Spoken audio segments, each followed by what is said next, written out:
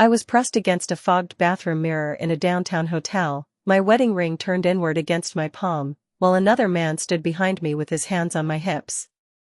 My reflection looked like a stranger. My lips were swollen from kissing. My hair was undone. My breathing was uneven. And the most terrifying part was not the risk of being caught. It was the realization that I did not want to stop. My husband thought I was at a late work meeting. He believed I was the kind of woman who always came home on time, who folded laundry on Sundays, who kissed him goodbye every morning without fail. He had no idea what I was doing behind his back. And in that moment, with my pulse racing and my conscience screaming, I chose desire over decency. Before I take you any further, I want to say thank you. Thank you to everyone who has subscribed to this channel and continues to support these stories. And to all the new and returning viewers who are yet to subscribe, I truly appreciate you being here. I cannot wait for you to hit that subscribe button, because your support is the fuel and energy that keeps this channel alive. Please remember to engage and share your thoughts in the comments right after this story. Your voices matter here. My name is Claire Whitman. I am an American white woman, born and raised in the Midwest, living in a quiet suburban neighborhood outside Columbus, Ohio. At the time this story began, I was 36 years old, married for 11 years, and outwardly living a life that looked stable, respectable, and complete. My husband, Daniel, was the kind of man people trusted instantly. He worked in logistics management, left for work before sunrise, and came home every evening smelling like coffee and responsibility. He never raised his voice. He never forgot a birthday or anniversary. He believed in me with a certainty that now feels unbearable to remember. He loved me in ways that were steady, safe, and predictable. And that predictability slowly became the excuse I used to betray him. Our marriage did not explode. It faded. It softened into routine. Conversations became schedules. Touch became habit. Desire became something we assumed would always be there, even when we stopped feeding it. I told myself that this was normal. I told myself that all long marriages felt this way. But there was a part of me that felt unseen, untouched, and dangerously curious about who I still was beneath the wife label. The lie began quietly. It started at the gym, a place I joined because I wanted to feel something different in my body. Something awake. Something alive. I went in the afternoons, after work, when Daniel was still at the office. I wore headphones, avoided eye contact, and told myself this was about health. That is where I noticed Ethan. He was not loud or flashy. He was focused. Controlled. The kind of man who moved with confidence but did not seek attention. He had a crooked smile and eyes that lingered a second too long without being obvious. He started nodding hello. Then holding the door. Then offering the spare machine beside him when the gym was crowded. We never crossed a line at first. Not verbally. Not physically. But tension does not need permission to exist. It grew in glances. In shared smiles. In the way my heart rate spiked for reasons that had nothing to do with exercise. I found myself dressing differently for the gym. Lingering longer in the locker room. Checking my phone more often. These were small things. Harmless things. That is what I told myself. The first real lie I told Daniel came on a Thursday night. I said the gym was offering a new evening class. I said it would help with flexibility. I said I might be home later than usual. He smiled and told me to be safe. He did not question me. That trust should have stopped me. Instead, it empowered me. Ethan and I sat in his car that night, parked under a broken streetlight behind a closed grocery store. We did not touch at first. We talked about our lives in fragments. About work stress. About feeling invisible. About the strange loneliness that exists even when someone shares your bed every night. The air between us felt charged. Dangerous. Familiar in a way that scared me. When he kissed me, I did not pull away. The kiss was not rushed. It was intentional. Slow. Exploratory. The kind of kiss that asks a question and waits for an answer. I answered by leaning in. After that night, something inside me shifted. I became someone who knew how to lie without trembling. I memorized schedules. I erased messages. I learned how to look Daniel in the eyes and talk about dinner plans while my body still remembered another man's hands. The affair did not feel like destruction at first. It felt like oxygen. Ethan made me feel chosen. Desired. He listened to me with intensity. He looked at me like I was not someone's wife, not someone's responsibility, but a woman he wanted. I told myself that I deserved this. That I had given enough years to being good. The physical part came quickly after that. Hotel rooms that smelled like bleach and secrecy. Afternoon escapes disguised as errands. My reflection in mirrors I did not recognize anymore. I crossed every line I once swore I never would, and each time it became easier. At home, Daniel remained unchanged. Kind. Present. Faithful. That contrast should have broken me. Instead, it split me. I lived two lives. One built on trust. One built on hunger. And the more I fed the hunger, the less human I felt in the life I was destroying. I stopped wearing my ring to the gym. I started snapping at Daniel over nothing. I needed him to be flawed. I needed him to be wrong. Because as long as he stayed good, I remained the villain. There were moments when guilt tried to surface. When I watched him sleep. When he reached for my hand in public. When he talked about our future like it was guaranteed. I silenced that guilt by reminding myself that he did not know. That ignorance protected him. I was wrong. Every lie leaves a scent. Every betrayal creates a shadow. And even when the truth stays hidden, it changes the way you stand in the light. By the end of that first month, I was no longer asking myself if I would get caught. I was asking myself how much I was willing to lose when I did. And the most terrifying truth of all was this. I was not sure I would stop, even if I knew the ending would destroy everything. By the time autumn settled into Ohio, my life had developed a rhythm that felt disturbingly efficient. I moved between two versions of myself with practiced ease. One version woke beside Daniel each morning, brewed coffee, and discussed errands and weekend plans. The other version lived in stolen hours, in quiet rooms, in the space where desire drowned out consequence. I told myself I was managing it well. I was not. The affair stopped feeling like an escape and started feeling like a second home. Ethan and I no longer needed excuses to meet. We had patterns. Days. Signals. I knew which afternoons Daniel stayed late at work and which weekends he volunteered to help his father. I filled those gaps with intention. I became skilled at compartmentalizing emotion. When I was with Ethan, I convinced myself that my marriage was already hollow. When I was with Daniel, I treated my guilt like background noise. I smiled. I laughed. I played my role convincingly. What I did not expect was how quickly desire can turn into dependency. Ethan made me feel powerful. He made me feel wanted in a way that was urgent and consuming. He paid attention to details Daniel no longer noticed. The way I crossed my legs when I was nervous. The way my voice changed when I talked about my dreams. He said I deserved more than routine.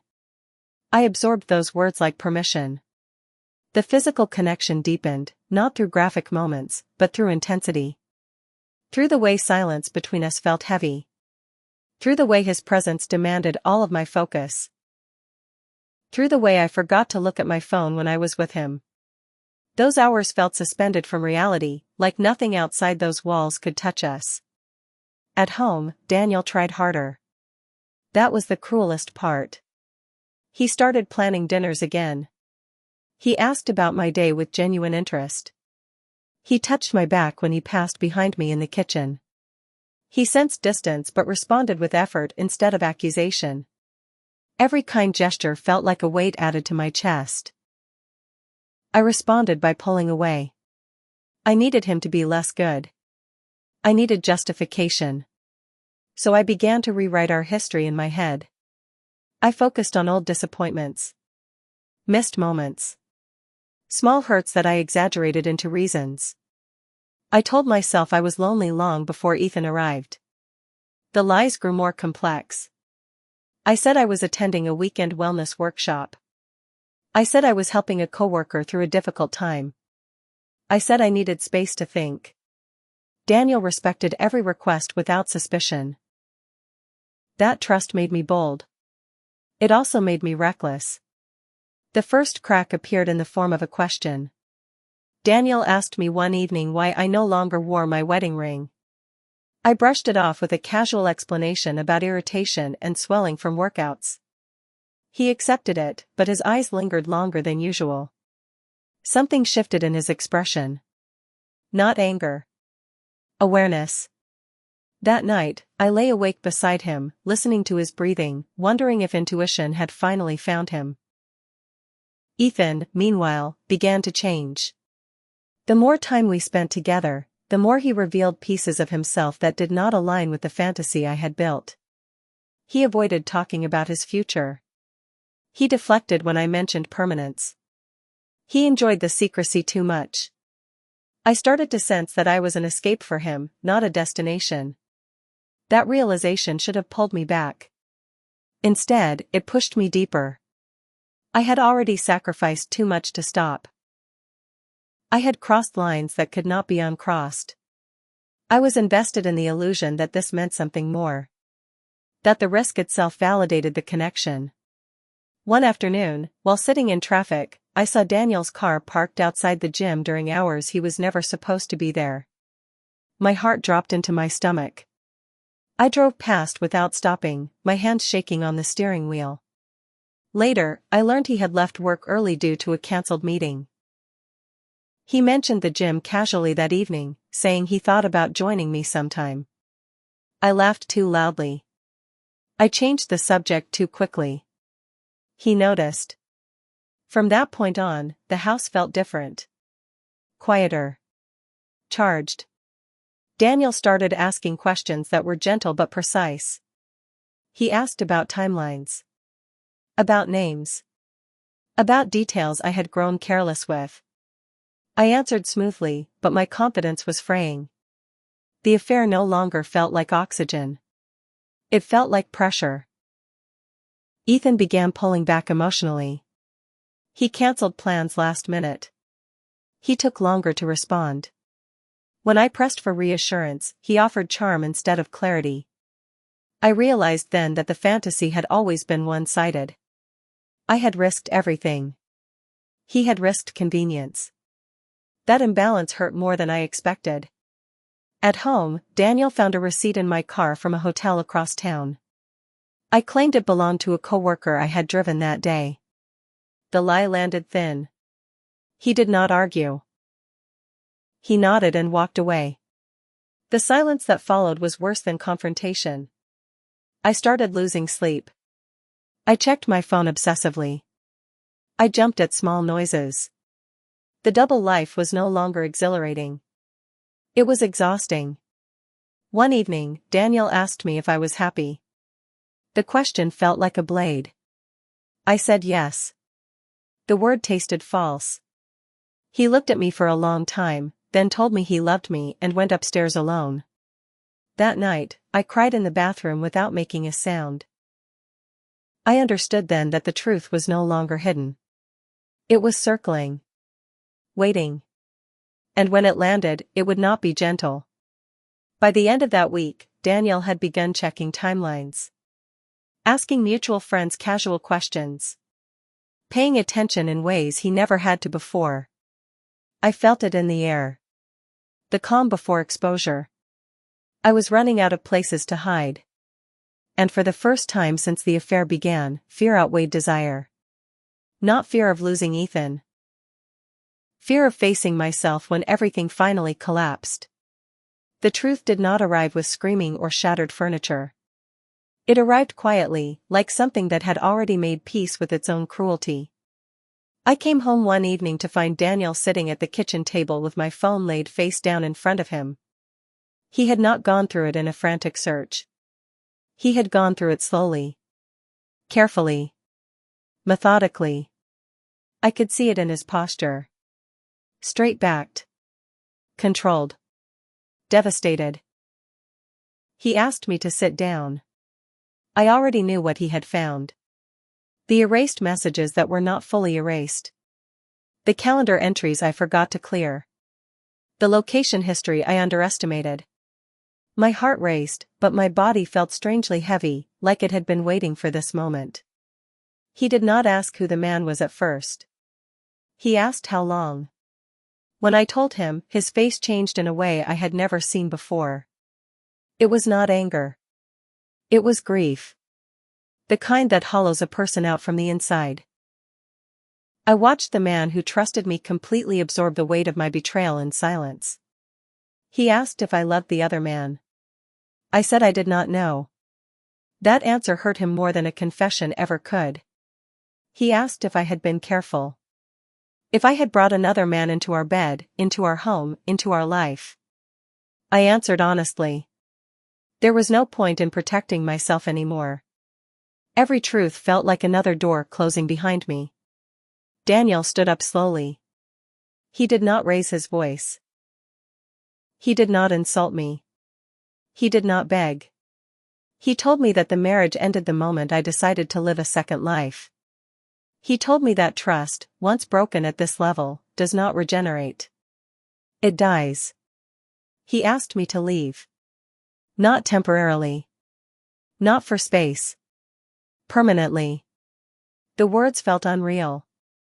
I had imagined confrontation many times, but I never imagined finality delivered so calmly. He gave me an hour to pack essentials. He told me he would file for divorce the next morning. I went upstairs in a fog. Every drawer felt heavier than it should have.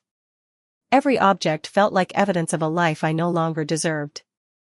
I caught my reflection in the bedroom mirror and did not recognize the woman staring back. She looked smaller. Older. Exposed. I texted Ethan. I told him everything had come out. I told him I had nowhere to go. I waited for reassurance. For rescue. For proof that this sacrifice meant something. His reply came 20 minutes later. He said he was sorry. He said he did not want drama. He said this was never meant to become complicated. That was the moment the illusion finally died. I drove away from the house just before midnight with my car packed in silence. No dramatic goodbye. No final embrace. Daniel did not come outside. The porch light stayed off. I slept in my car that night. In the days that followed, reality arrived in waves. The divorce process moved quickly. Friends stopped calling. Stories changed. I became the cautionary tale whispered at gatherings I no longer attended. The affair partner disappeared completely. Blocked. Gone. Unbothered. I rented a small apartment on the edge of town. It smelled like fresh paint and loneliness. I sat on the floor the first night and felt the full weight of what I had done. Not just the loss of my marriage, but the loss of my identity. I was no longer a wife. I was no longer trusted.